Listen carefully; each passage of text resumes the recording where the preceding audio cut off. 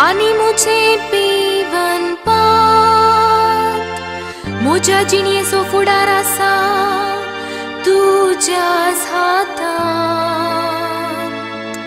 सर्वेस पोराक सदांच मुझ्या दोळ्या मुखार हांव दवरता। तो जर मुझे उजवेशी आसा तर हांव केदींच हालचोना। सांबाळत तूं म्हाका देवा, कित्याक तुजें हांव भाग्यवान।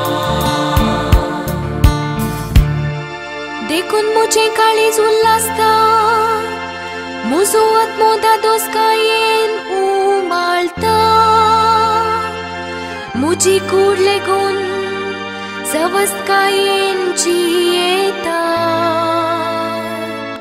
कित्याक तूं म्हाका पाताळांत सांडचोनाय आनी म्हाका तुज्या विश्वासी भक्ताक कुसाडाय देखून